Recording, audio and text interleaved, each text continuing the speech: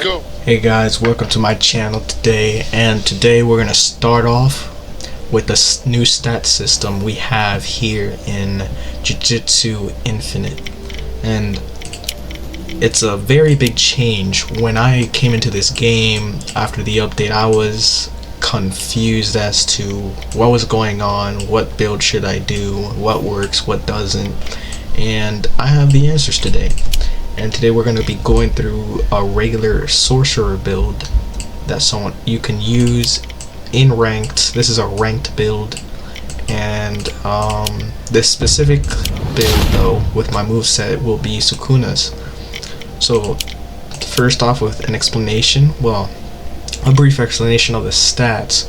With health, self-explanatory. The more you put into this, the more tankier you become, but I'm gonna explain the more intricate things. Like, for example, with status resistance, if you upgrade this, the more you put into this, it's the duration of status effects landed on you. Like, for example, spin kick, it gives you a cripple status effect, and the more you upgrade into this, the less time it goes on for, which lets you get up back in a fight and stops their combo. And then we're gonna have slow RCT here, which the more hits you land during its activation, the more you heal. If you don't land any hits, you're gonna get to 8%, and that's that. But if you land your hits, the maximum you can have is 14%. And we're gonna see, I'm gonna tell you why you should go for slow RCT instead of burst. We skip over to burst RCT, and it's 60 stats. Mind you, at max level you only get 420 stat points, so you need to make the most of your stat points in this game. And burst RCT gives you 15% HP in 2 seconds, while slow RCT does 14 maximum. Now, the reason I'm not using burst RCT in ranked is because you can't just activate burst RCT in the middle of the fight, because it'll just get cancelled, and then you just wasted a focus token which you need to have saved for your black flashes or for your chanting for curse techniques. So you really want to be careful on how much you use RCT and use it effectively. Make the most of it if you use it. So burst RCT, I could do the same with slow RCT. The only difference is slow RCT, I activate it and I could fight during its duration, which is the incentive to fight during the duration and land hits so you could heal more. So that's why I don't use burst RCT. Burst RCT right now, the devs need to figure something out, because right now burst RCT just isn't worth 60 stat points, and slow RCT is just better because of that. It's crazy how a slow RCT worth 30 stat points is leagues better than burst RCT, and it's more useful in a combat scenario. And we're gonna go into focus, and focus itself, you know, the game itself just says it's your skill in handling cursed energy, but my brain, when the update came out, I was like, well, what does that mean? Well, it's alright. Sorry about that, guys. My Wi-Fi went out, and so I had to rejoin the game after I got that fixed. But going off of what I was saying, focus is what you need to use your chanted moves, which you can't tell right now. My moves that could be chanted is Jupiter and Terra. That is in base, and I need a token for either one. For every black flash you want to land, you need a token. For every chanted move you want to use, you need a token. And right now the maximum black flashes I can store is 4, and the same amount of focus I can store is 4. So that's what focus is and used for. So in the focus tree, I didn't put anything in my black flash proficiency because I do not necessarily need more damage to my black flashes when my techniques are the one that is going to be doing the damage, as well as my strength. And so with the focus token 1, you're able to upgrade your focus amount to 4. You do not need this. If you wanted to instead, you could put the 15 points in Death's Door to further improve your slow RCT capabilities for healing, but that's up to you.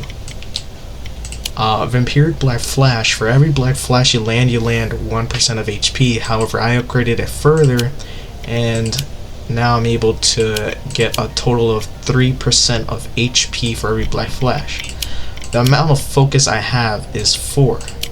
So if you do the math, I will gain 16 Black Flashes if I use all 4 of my focus bars for Black Flash and land them, which means I will gain 2% more than my slow RCT will give me at maximum off of those 4 Black Flashes. So that will be very, very useful. And already 2 Black Flashes very nearly just gives me the minimum of the slow RCT already, so putting points into Vampiric Black Flash is very worth it and will enable you to survive longer in a fight, so long as you have the skill to do so. I've further improved my focus abilities, so it's easier for me to gain focus, and not only that, I put 15 times 2 stat points into total concentration. What total concentration does, once I land a Black Flash, since I upgraded it twice, it lasts 10 seconds, and my moves are buffed by 5%, and my move cooldowns are 10% shorter, which will enable me to then gain focus faster and heal more from the Black Flashes. And if we move on to techniques, very simply, at first I'm just upgrading my damage. Skip over Curse Reinforcement. It's not worth it in a fight. It's not going to protect you that well. Veil, I've only seen it used once. Is it effective? No. Not effective in PvE or PvP, so that's just a waste of 4 stat points. Divergent Fist, if you are a sorcerer strength build, which I just call UG build, where they put a lot of strength and focus and the rest in HP, sure, go for Divergent Fist and Second Impact, but since I'm not a UG build, I will not be doing that. Chanting, like I said, chanting, you need a token to use. You right click, then use your move that is highlighted in purple, and so then not only does it give a damage buff, but I upgraded my chant proficiency completely, so my chanted moves do 6% more damage than it usually would.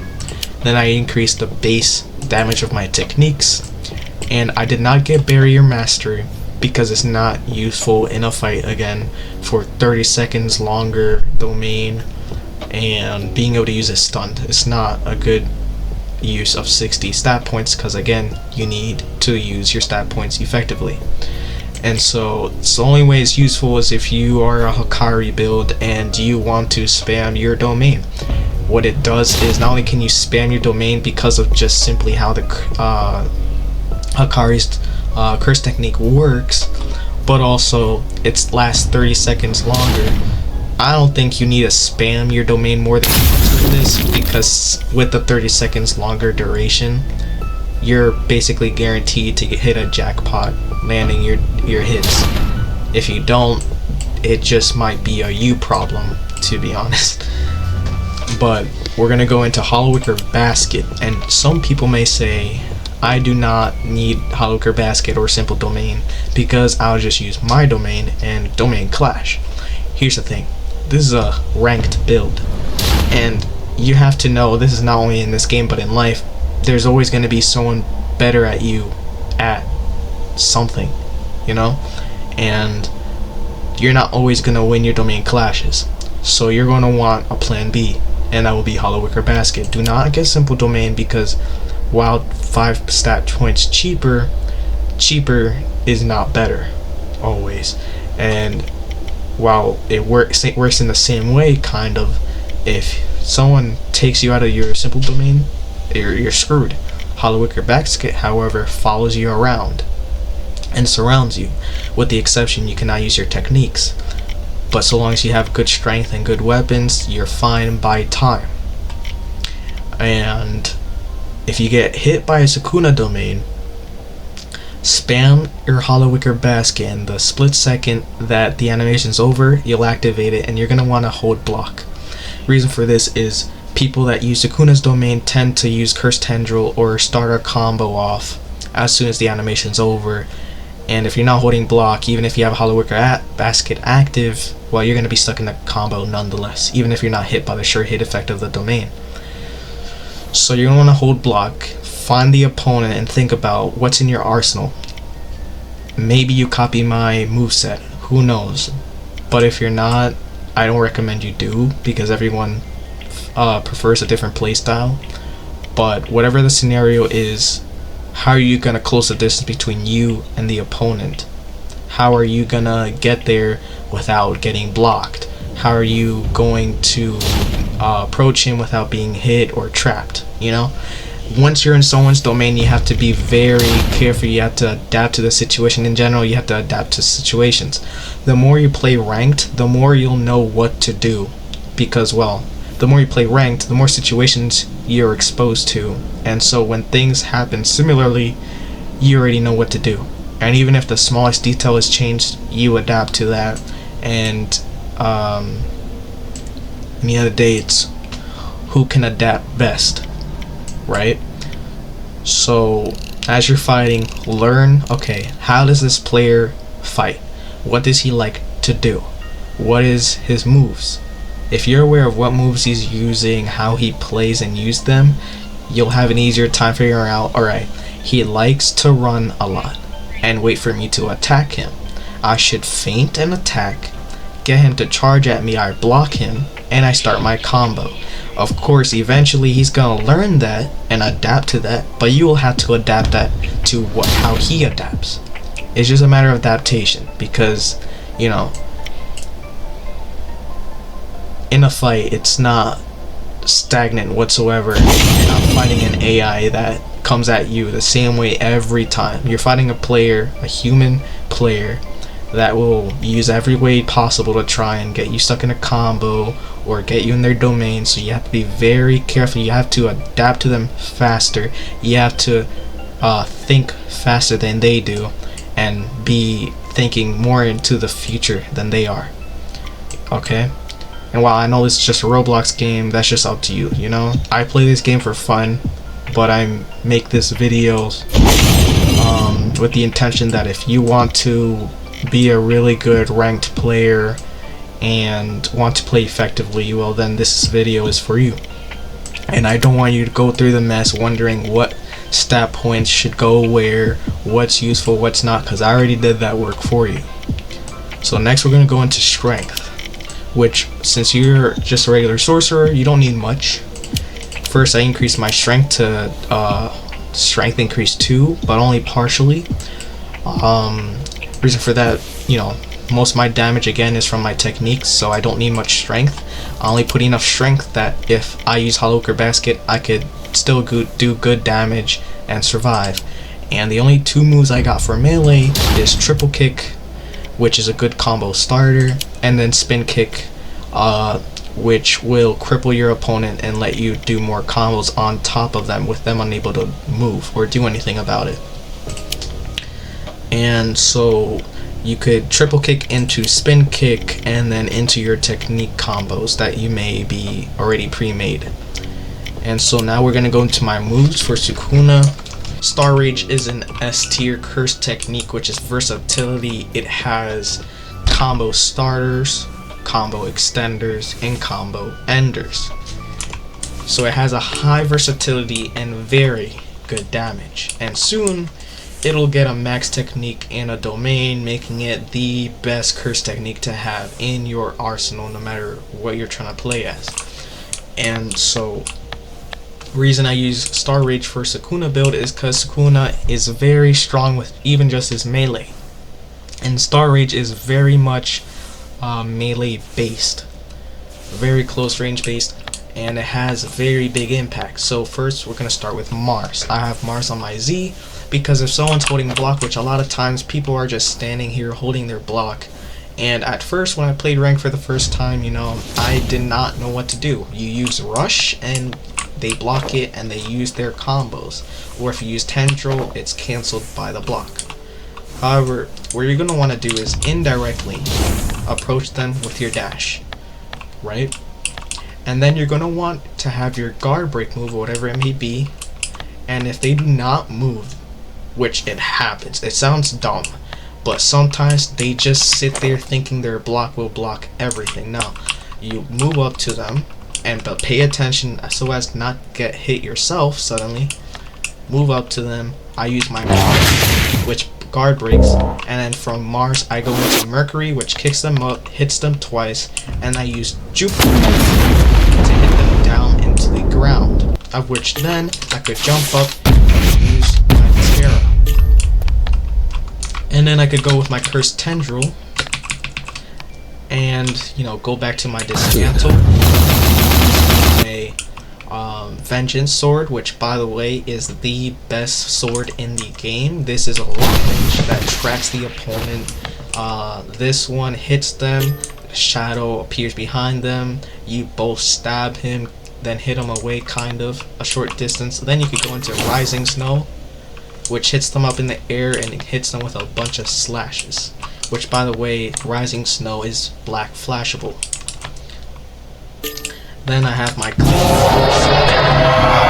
very close. I can just use this as well, or you just, you know, simply use your R and it works just fine. And then the ground version of Terra, which is very good. I love the Terra move. I could either use it and it stays in place if I'm not moving, or you have to be very careful because it tends to go through players for some reason. But let me wait for this thing to go away. Alright, with Terra you move forward and it dashes into the player, hitting them into the ground. You could after that I could just use Dismantle. I could have done Mercury and then Jupiter. It just really depends on the situation and what I want to do. Electricity, I mean, it doesn't do any damage whatsoever, and I mean that. It does no damage. Like, this is a good combo ender, right? Or combo starter, depending if you have long range moves. This is a good long range move, and this is a good close. But it got nerfed so hard, it does no damage whatsoever, and when it's used against me in ranked, it's quite literally just a free chance for me to get my vent bar up while taking near no damage. So I just have this here because I have it unlocked and I can't put it anywhere. If I could, I'd put it away because it has no use. And this is my reverse curse technique here.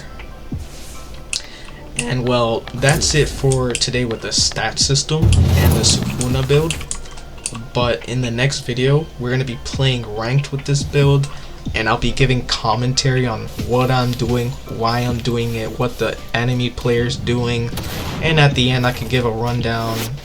I could have done this better, or he could have done this better, and, you know, help you the best way I can, because the point of this series is for current testers as well as future players when the game releases to be able to know what build to do already, as well as what they could do in rank to play effectively and see how it's like. And so, you know, I'll continue making vids for this series until I hit the final casino level, which every ranked match you win, you gain tokens and lets you unlock, you know, items and iconic stuff that are only found in ranked. Like, for example, this cape here I've got from ranked, and while it doesn't give anything, it's a nice good touch to my jacket here. And yeah, I hope you enjoy this video. Like and subscribe and turn on your notification bell if you want to know when the next video comes out. I'll try and upload the ranked video, you know, by tomorrow or the following day. But hope you guys have a nice day, and I'll see you soon.